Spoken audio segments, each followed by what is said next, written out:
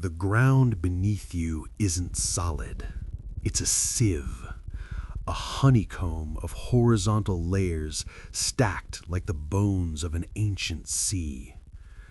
Out here in the Ozark Sub-Basin, the rivers have a habit of vanishing.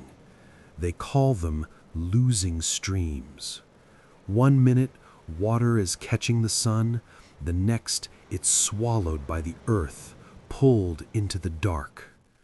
The air in these hollows is different. It's heavy with the smell of wet limestone and decaying leaves. It's 56 degrees Fahrenheit every day, every night, a constant, unblinking temperature that feels like a tomb. Something happened here 10,000 years ago, a retreat. A branch of humanity saw the sun and decided they didn't want it anymore. They went into the karst, and the karst changed them. The chemistry is quiet. It's a slow dissolution. Rainwater meets the air, and it changes. It absorbs carbon dioxide to form a weak carbonic acid. H2O plus CO2 yields H2CO3. That acid eats the calcium carbonate. It carves out a world of absolute darkness. 300 million years of limestone waiting to be hollowed. The Cherokee remember them. They call them the moon-eyed people, not because of the shape of their eyes, but because they were prisoners of the night.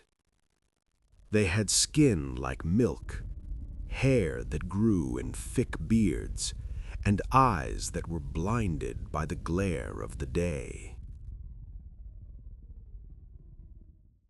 Imagine thousands of years without a single photon of UV light hitting your skin. The melanin disappears. The body adapts. You become like the grotto salamander.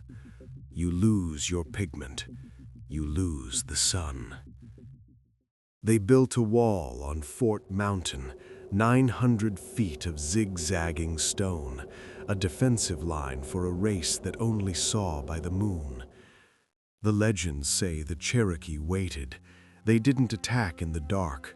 They waited for the brightest full moon, a night where the white light was so intense the moon-eyed people couldn't see the arrows coming.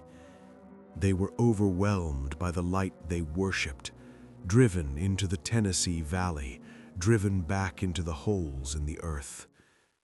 Some say they were Welshmen, Prince Madoc's lost colony, sailing here in 1170.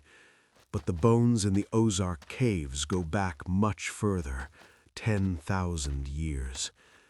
They are the Ozark Bluff Dwellers, a relic population, a ghost branch of our own family tree.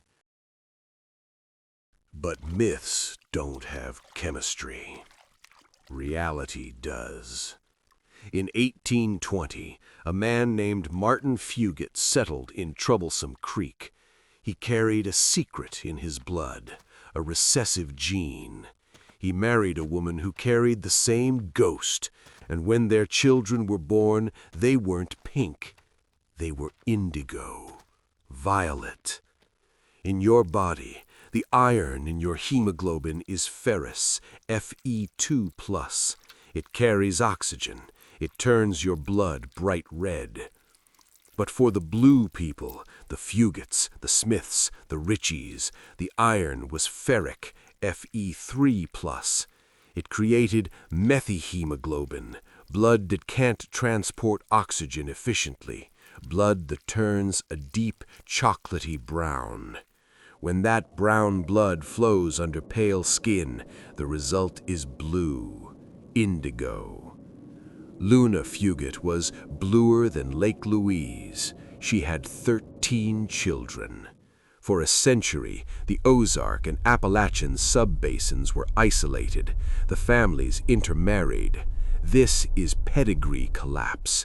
It concentrates the rare. It reinforces the divergence. Today, the caves are closing. There's a fungus, white nose syndrome. It kills the bats, 90% of them. Subterranean life is fragile. It lives on the edge of extinction. If the moon-eyed people were real, if the blue branch is still down there, they are more vulnerable than we are. People still see things in the Ozarks. They talk about the crawlers, pale, thin humanoids that mimic voices. They talk about the woods devil that stands perfectly still, blending into the gray limestone until you're too close to run. You ever get that feeling? The one where you're hiking in the deep karst and the woods go silent? No birds, no crickets, just the weight of the mountain looking down at you. The Cherokee warned us. Don't watch the little people who come near the houses at night. Don't look too closely into the losing streams, because they're still watching us. They aren't aliens. They aren't monsters. They are a branch of the family tree that chose the dark. As you walk through Blanchard Springs or look at the unnamed sinkholes, remember, you're walking through the ruins of a civilization that lived in the moonlight long before we ever arrived in the sun. Keep your flashlight close. Some things are better left in the shadows.